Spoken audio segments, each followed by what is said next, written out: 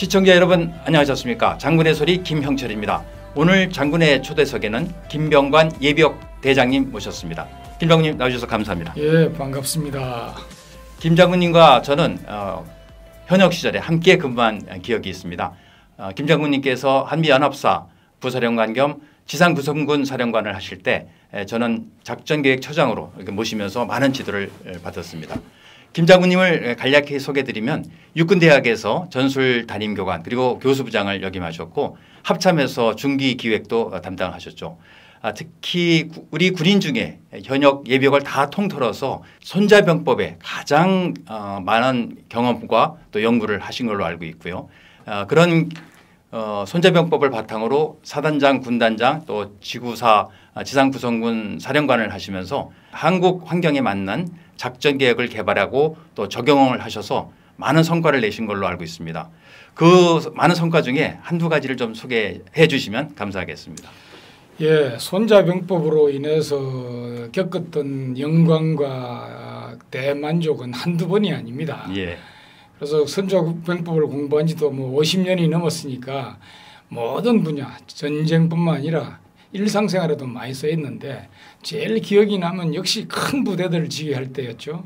연합사 지상군, 전체 지상군, 한미 지상군을 지휘해서 작전한 때와 일군 사령관으로서 지휘한 때, 이런 때 모두 획기적인 전과를 낳아서 역시 손자병법의 위력이 대단하다는 걸 많은 사람이 알게 되었던 적이 있고 그런 기쁨과 행복이 많았습니다. 그 당시 한미연합사령관이 벨 사령관으로 기억합니다만 그렇습니다. 예, 벨 사령관도 그러면 이 손자병법에 대해서 많은 이해를 그때를 통해서 가지셨을 거로 생각이 됩니다. 아마 새로 공부하기는 어려웠을 거고요. 예. 읽어본 적은 있었겠죠. 그런데 이것이 실제 이렇게 적용되는구나 하는 것도 아마 느꼈으리라고 생각합니다. 그러시군요. 특히 그 벨 사령관은 기갑으로 알고 있고요. 우리 김 장군님께서는 보병 아니십니까? 포병입니다. 포병이요. 죄송합니다. 그러면 기갑과 포병이 아주 유기적으로 잘 조화를 이뤄서 훌륭한 전과를 이뤘을 것으로 생각이 되고요. 그 당시 지휘했던 병력이 대략 숫자로 한다면 어느 정도 됐습니까? 연합사 지상군 사령관이면 아마 한 100만 정도 대군이 될 겁니다. 한국 전육군 정강대 전시에는 정강대니까 그거에다가 미국에서 들어온 1개 군단 이상이 보태져서 거의 아마 100만 정도 됐으리라고 생각됩니다. 아주 대단한 지휘였고 또 대단한 작전이었겠습니다. 예, 부대가 크다고 특별히 달라지는 건 아닙니다. 부대가 크면 대부대 지휘관을 지휘하게 되니까 역시 방법은 거의 같습니다. 예, 그러시군요. 그럼 오늘 이렇게 장군의 소리 그리고 특히 장군의 초대석에 나와주셨는데 나오시면서 어떤 또 소회가 또 남다르셨을 것으로 생각이 됩니다. 예, 후배들에게 많은 얘기를 해주고 싶은데 기회가 잘 없어요. 그래서 오늘 이런 것은 아마 소문을 통해서 유튜브에서 이런 것이 됐다는 얘기를 들을 테고 많은 후배들이 보게 되겠죠. 이걸 통해서 제가 익혔던 얘기가 전해질 거고 또 손자병법에 관심을 많은 사람이 갖게 되기를 희망합니다. 예, 저도 그런 기대를 가지고 방송을 진행하도록 하겠습니다. 장군님 그러면 우선 방송을 시작하기 전에 우리 후배들에게 또 이 방송을 보시는 여러 시청자 여러분께 한번 간단하게 개요를 한번 소개해 주시죠. 대한민국 국민 여러분 그리고 국군 장병 여러분 특히 장교단에게 말씀드리고 싶습니다. 요즘 여러분의 근심 걱정이 매우 심각해진 상황입니다.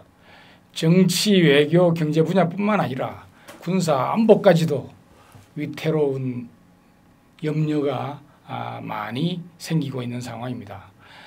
그런데 이런 안보상의 염려들을 깊이 들여다보면 근거나 중요성에 미약한 듯한 측면도 있지만 사실상 매우 심각한 사안들이 대단히 많습니다.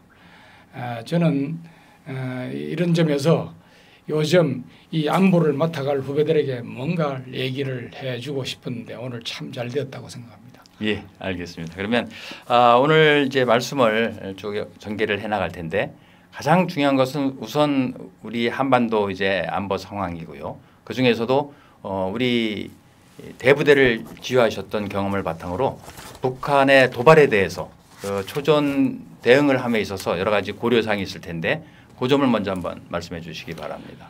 예, 우리는 옛날에 6.25 때 싸웠고 그 후에 북한군이 신출기묘하다고 하던 그 소문에 예. 아직도 이거 있어서 북한군에 대한 두려움을 좀 갖고 있는 사람도 제법 있으리라고 생각합니다. 그러나 오늘 이 시간부로 북한군에 대한 두려움은 싹 놔버리십시오. 좀 이따 설명을 하겠지만 여러분들이 그네들보다 훨씬 낫습니다.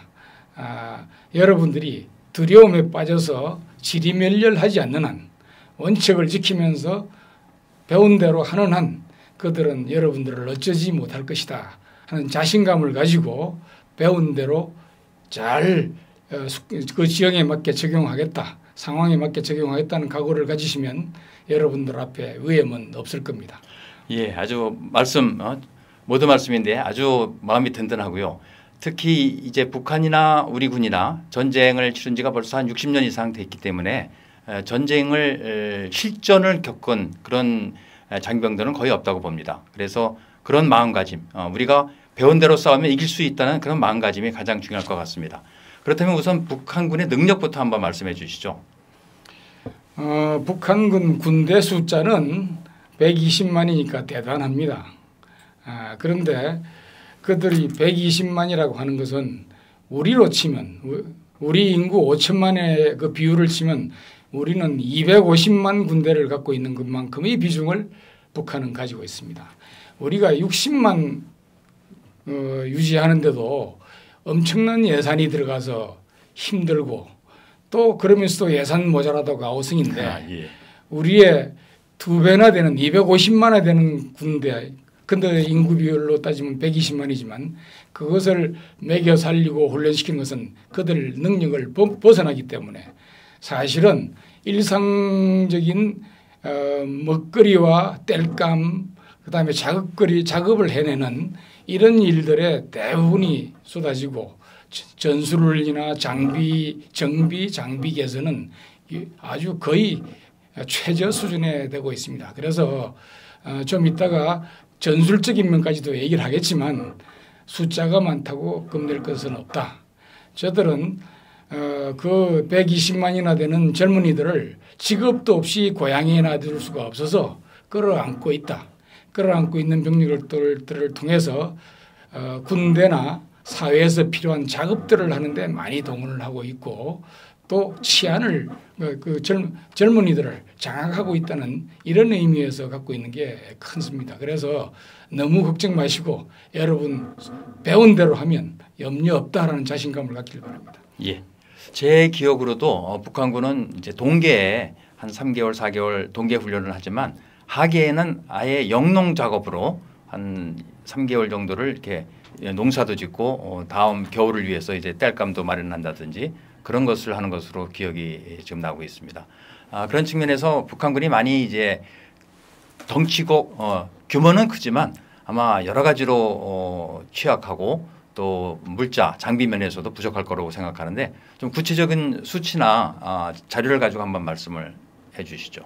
120만이나 되는 군대 2,300만 정도밖에 안 되는 인구에 120만 5%를 군으로 가지고 있습니다.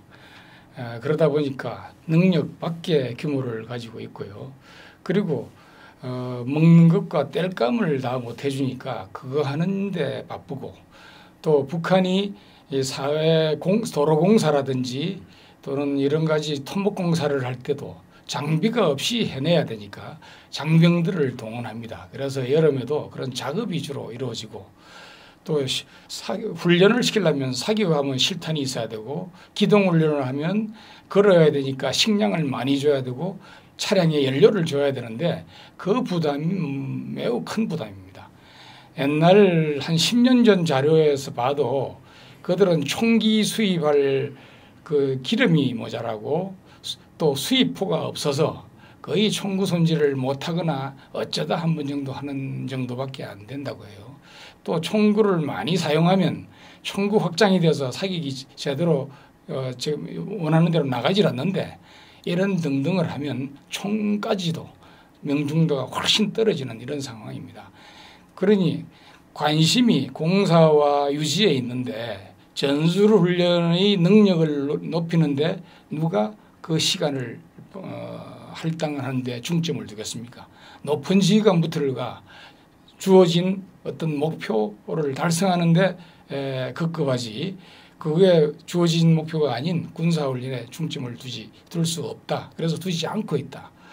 그러다 보니까 한국이 어떤 뭐 군대를 밀고 올라온다든지 미군이 오면 도저히 상대가 안 된다고 봐서 그들은 이제 핵무기를 무장을 한 것은 그런 것을 억제하는 목적과 그러다 보니까 만들어지니까 이제 간이 부어서 간이 배 밖에 나와가지고 위협을 하는 지경에 달하고 있다. 이렇게 이해하면 될 겁니다. 예, 그 말씀 들어보니까 저는 이제 공군이었으니까 현역 때 비행 생활을 많이 했습니다. 그래서 거의 뭐 하루에 거의 매일 비행을 했고요. 어떤 때는 2번까지도 비행을 하고 또 아주 중요한 작전 때는 3번, 4번까지도 비행을 했습니다. 그런데 북한 조종사들은 비행을 한 번 하는 게 그렇게 어려워가지고 거의 뭐 한 달에 한 번 정도 비행을 하는데 비행하기 전에는 반드시 그 부대에서 잠을 자야 된답니다. 집에 가서 뭐 부부 관계를 한다든가 이러면 안 되기 때문에 부대에서 자면서 합숙 훈련을 하고 또 비행기 모형을 가지고 뭐 한 10번 이상 그 비행을 연습을 하고 머릿속으로 연습을 하고 이제 비행을 하고 그것도 멀리 가면은 기름이 부족하니까 떠서 바로 비행장 상공에서 임무를 하고 또 내려오고 물론 거기에는 또 멀리 보내면 또 남쪽으로 이탈을 할까봐 귀순을 할까봐 예.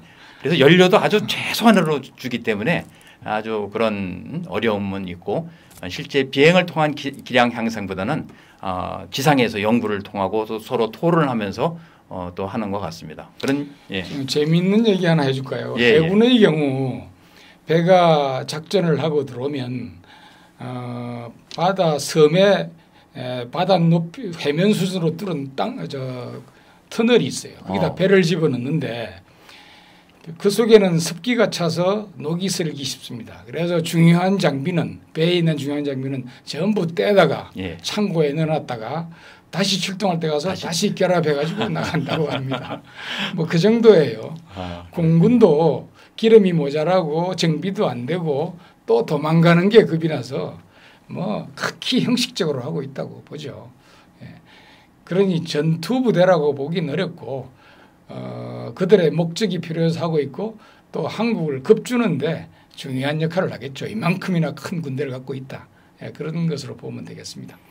우리 현역 장병들 북한군에 대해서 전혀 걱정하지 마시고 배운 대로 싸우고 또 싸우기 위해서 매일매일 훈련을 열심히 해주기 바랍니다. 그럼에도 불구하고 이제 북한이 기습 남침이나 그건 뭐 전면전이 될 수도 있고 이제 제한적인 국지전도 될 수 있겠는데 그 초전을 이제 맞닥뜨리는 우리 국군 장병들이 어떤 마음 자세로 또 어떤 고려사항을 가지고 전투에 임해야 될지 한번 말씀해 주십시오. 우선 뭐 간단히 대답을 해버리고 넘어갈 거는 침투해서 비정규전 작전을 벌리는 그것인데 그것은 우리가 평화로운데 맨 놈이 넘어와서 휘젓고 당기니까 정말 잡기 어렵죠. 그리고 거기는 특수부대라는 사람들이 들어오니까 그렇게 도망당기고 숨고 하는데 전문이니까 잘 안 잡혀서 그렇지. 일단 들어와서 걔들이 족적이 발견되면 뭘 할 수 있겠습니까? 숨어 있다가 잘하면 도망가는 거겠죠. 그다음에 이 현역 부대들 문제인데 그들은 식량이 모자라고 기름이 모자라서 훈련을 못합니다. 그러니까 작업만 하고 있죠. 그러니 거기서 어떻게 전술 능력을 기대하겠습니까?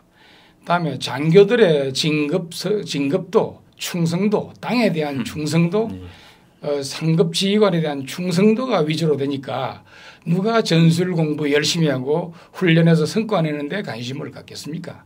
그들이 원하는 대로 빨리 잘한다는 얘기 듣고 진급하기 위해서는 거기 맞는 일을 합니다. 그러다 보니 충성하고 열심히 시키는 대로 따라하는 그게 거의 평상시 하는 대부분입니다. 훈련은 거의 없다고 보면 됩니다. 그런 측면에서 우리 이제 장병들은 크게 걱정하지 않아도 된다. 그런 의미로 받아들여도 될까요? 네, 우선 이제 전쟁이 날 경우에 예. 위협이 되는 게 전쟁이 되면 그 어떤 일정한 부대하고 우리하고 싸움이 날까봐 이제 두려운 것인데 서로가 두려워하는 것이죠.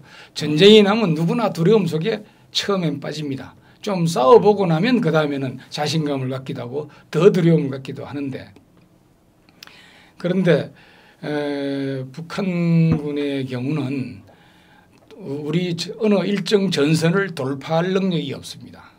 중대 대대가 점령한 전선을 돌파할 능력이 없다고 합니다. 돌파를 하려면 방어부대보다도 한 두세 배 되는 병력을 집중을 시켜주고 그것도 많은 피해를 입으면 안 되니까 화력으로 방어부대 위를 덮쳐서 방어부대가 고개를 못 들게 하고 상당한 피해를 입힌 다음에 들어오게 되어 있습니다. 화력이라면 이제 지상 포병화력, 포병화력, 박격포 화력이죠. 예. 그래서 포병화력으로 제압시키고 또 우리가 더 가까이 오면 그 사거리가 짧은 박격포로 제압을 하고 더 가까이 가면 기관총으로 쏘면서 이렇게 못 일어나게 하면서 들어오는 겁니다. 그런데 포탄 모자라 박격포탄 모자라 기관총탄 모자라니 그게 안 되죠. 그러니까 많은 피해를 겪을 수밖에 없고 성공하기가 매우 어렵습니다. 거기다가 훈련도 안 된 그 부대들이 어떻게 성공을 하겠습니까? 그러니 그들은 성공할 수 없고 성공했다 하더라도 후속에서 오는 병력이 작기 때문에 전선이 붕괴되는 일은 없을 것이다. 내가 지킬 수 없을 정도의 압력을 많이 받으면 여기 특별히 적이 많이 집중한다니까 그건 뚫릴 수도 있습니다. 그러면 뒤에 부대의 음호화에 빠져서 그 뒤에 점령을 하면 돼요. 그러면 옆에는 또 견디면 돼요. 옆에는 견디고 한 군데만 뚫리면 그걸 그 부대들이 어떻게 확장을 하며 들어오겠습니까? 그러니까 전선을 돌파할 수가 없기 때문에 대규모로 밀려서 도주하는 일은 발생하지 않는다. 안심하고 용감하게 싸워라. 그리고 정 위험해져서 뚫리면 철수 지시에 따라서 이렇게 철수해서 그 뒤에 진지에 가고 옆에 부대들이 지키고 있는 부대와 호응을 해서 그 전선을 만들면 된다. 그러니 막 밀려서 도망가고 뒤에 침투 부대에 의해서 막 휘둘림을 당하는 이런 걱정은 하지 않아도 좋다. 이렇게 생각하면 되겠습니다. 그다음에 침투 부대가 들어온 것에 대해서도 전선이 돌파가 돼서 부대가 철수할 수밖에 없을 때 그 철수로의 침투 부대가 있다가 길을 막아버린다. 그러면 철수하다가 부대가 와해되어 버립니다. 그런데 그렇게 심하게 돌파도 안 되고 들어와서 일부가 막았다 하더라도 우리는 뒤에 예비대들이 있습니다. 예. 그래서 뒤에 만일 일부가 들어오면 상급부대 예비대, 연대 예비대나 사단 예비대들이 들어와서 소탕하도록 이 어떤 개념을 세우면 절대로 뚫리지도 않고 뚫렸다 하더라도 위기가 발생하지 않는다. 여러분 안심하고 용감하게 자기 몫을 다하라. 그러면 결국 여러분들에게 공이 돌아올 것이다. 이렇게 말씀을 드리고 싶습니다. 그러니까 지상군 부대가 와해가 되려면 정면의 압박도 중요하지만 측면이나 후방이 퇴로가 차단됐을 때 와해가 되는 건데 와해가 되죠. 북한군은 그럴 능력이 우선 없다는 그런 정보 판단을 하시고요. 그럴 능력이 없고 혹시 생긴다 하더라도 대규모로 뚫린 게 아니기 때문에 후방에 있는 예비대들이 충분히 커버해 줄 수 있다. 그래서 예비대와 전방 취약한 부대 간에 상호 호응하는 그 관계를 상급 지휘관들이 잘 맺어주면 절대로 그런 일이 없을 것이다 생각합니다. 북한군은 탄약과 이런 병참이 굉장히 부족하다고 말씀하셨는데 반해서 우리 한국군은 어떻습니까? 우선 기본적으로 그걸 다 갖고 있잖아요. 예. 기본적으로 날라줄 보급 능력이 있고 전투 시에도 보급을 하게 되어 있습니다. 그런데 보급로가 끊기고 오래되면 안 되겠죠. 그럴 일이 잘 생기지 않을 것이다. 이렇게 생각하면 됩니다. 그런 이제 북한군의 능력 또 아군의 능력을 가지고 그에 대한 지식을 가지고 전투 수행 단계별로 한번 말씀을 나눴으면 좋겠는데요. 네. 우선 북한이 이제 기습 공격을 했을 때 우리 대응 능력을 어떻게 구비할 것인지 그리고 사전에 어떤 훈련을 해야 되는지 한번 말씀해 주시죠. 기습 공격 말씀하니까 그걸 듣는 사람들은 기습을 당하면 위험한데 어떡하지라고 생각할 겁니다. 그런데 이제 기습 공격이라고 한다면 우리가 그때 공격을 쟤들이 개시할 줄 몰랐는데 그때 공격을 개시해서 조금 좀 당황했다 하는 정도가 될 것이다. 그 기습이 우리 뒤로 들어와서 우리 후방을 쳐서 하는 기습, 그것은 그런 일까지는 거의 아닐 것이다. 일부 우리가 방어시키는 부대가 수준이 낮아서 제대로 정비가 안 돼 있는데 뚫고 들어왔다든지 또 한두 명 뚫고 들어온 데 대해서 놀래가지고 막 도주한다든지 하면 일어날 수 있지만 제대로 배운 대로만 해나가면 기습을 의미 있는 기습을 달성할 수가 없다라고만 생각합니다. 그래서 여러분들은 중대장, 대대장이 시키는 대로 또 작전 예규나 어떤 방침에 된 대로만 해내면 그런 위기는 발생하지 않고 당신들 후방에 몇 명이 와 있다 하더라도 그것은 나는 앞만 지키고 있으면 그리고 뒤에서 오는 것도 경계만 하고 있으면 걔들은 더 상급부대 예비대가 충분히 처리해버릴 것이다. 이렇게 믿고 자기 자리를 지키면 된다라는 것을 말씀드리겠습니다. 예. 만일에 어떤 특정 지역이 돌파된 상황이 됐을 때는 어떤 또 대응을 해야 될까 한번 말씀. 돌파되었을 때 예. 돌파 당한 부대가 철수를 할 것이냐 남을 것이냐 상급부대 지휘관의 명령대에 따라야 합니다. 돌파됐다고 도주하기 시작하면 내 뒤에 있는 부대에 의해서 테러를 차단당하고 오히려 위기에 빠질 수가 있습니다. 그때는 상급부대에서 지키라 그러면 그 자리를 고수를 하면 전방만 지키는 게 아니라 뒤쪽에서 오는 부대도 지켜야만 하면 그 내 뒤에 있는 부대에 대해서는 상급부대가 걔들을 꼼짝 못하지는 않지만 걔들을 더 후방에서 여러 개 방에서 공격을 해대면 나에게 뒤로부터 타격을 할 여유가 안 될 것이다.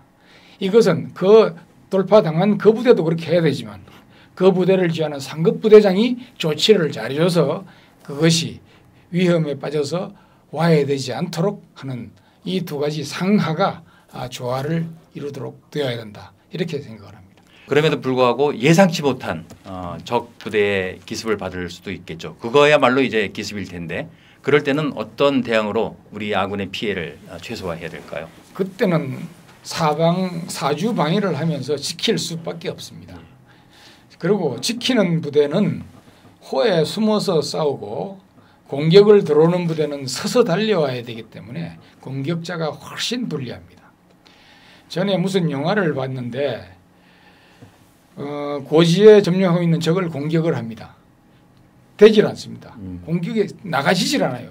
그냥 숨어서 사격을 해야 되니까. 그래서 이 지휘관이 3명인가 4명을 몰래 침투를 시켜서 저기 소부대가 싸고 있는 그 사이 안에 있는 고지로 들여보냈어요. 그러면 이제 어떻게 됩니까? 이 고지에 있는 적은 밖에 있는 우리와 거기 들어간 내부에 있는 내부로 들어간 우리 몇 명 안 되는 그 사이에 끼어 있기 때문에 견딜 수가 없어요. 그러니까 방어를 해야 하는 적이 그 서너 명을 없애서 계속 공격을 하다가 상당히 손실을 입고 이 전치를 지키지 못하고 철수하고 와야 됩니다. 그러니까 적의 약점을 도로 찾는 방법도 같이 생각해야 됩니다. 그래서 내 안으로 적이 들어오지 못하도록 하면서 좀 좁혀서라도 하면서 지켜내면 적이 이걸 기어이 더 많은 피해를 봐서 공격을 할 것이냐 놔두고 나갈 것이냐 선택을 하도록 강요하면 됩니다. 내 목숨만 생각하지 말고 상대방이 나를 공격해서 얻을 이점과 또는 손실을 생각해보는 넓게 생각해보는 그 판단력을 가지는 것이 좋다고 봅니다. 오늘 김 장군님 이렇게 말씀이 우리 육군대학에서 지금 공부를 열심히 하고 있는 우리 후배 장교들한테 큰 도움이 될 것 같습니다. 아마 사병들도 많이 싸움을 해본 사람은 이 정도는 이해할 겁니다. 예, 장군님 지금까지는 이제 소부대 단위부대 전투에 대해서 말씀을 나눴다면 우리 국가 전체적으로 군사령부 단위 또는 지구사 또는 연합사 수준에서 어떤 준비와 또 훈련이 필요한지 한번 말씀해 주시죠. 일단 북한군은 숫자는 많은데 우리 군의 전선을 돌파해서 결정적인 돌파를 할 능력은 없다. 이건 뭐 거의 확실합니다. 확실히 믿으면 됩니다. 그러니까 그냥 정상적인 작전을 하고 있으면 이걸 다 깨고 나오느라고 천천히 나오든지 모험을 하려면 모험으로 뚫고 들어와서 우리를 혼란시킬 겁니다. 그러면 혼란되지 말고 그 부대가 우리 속에 들어왔으니 우리 모든 부대에 의해서 둘러싸여진 부대입니다. 그 쌓여진 부대의 약점이 뭔가를 봐서 일부 부대를 그 뒤로 집어넣어서 친다면 아마 별 성과를 못하고 질이 멸렬될 가능성이 있습니다. 지혜를 발휘해야 됩니다.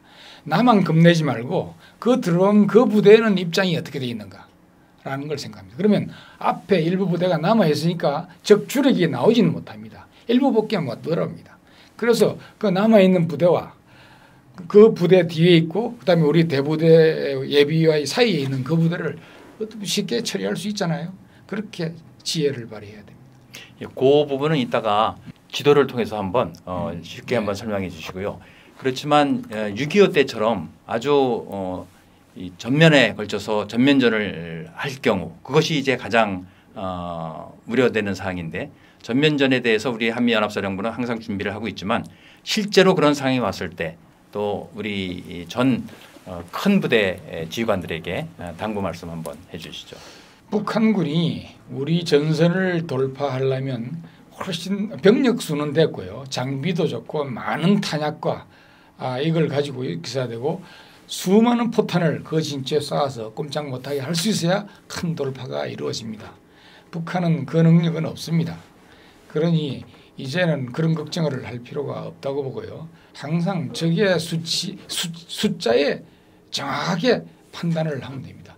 그리고 아까 말했다시피 돌파를 하기 위해서 쏟아부을 포탄이 잘 없고 거기다 많은 포탄을 쏟아붓고 나면 그 다음 전투에 취약해진다. 적이 내 부대 전방부대를 괴멸시키는데 쏟아부을 거냐 뒤로 빠져나갈 구멍이 있으면 글로 나가서 한번 해볼 거냐 그건 자기들 자유인데 자기들도 보호를 받아야 되고 숫자가 많아야 공격을 계속할 수 있는데 그렇죠. 예. 더 이상 후속 부대가 따라 나오지 못한다면 아마 안 나오겠죠.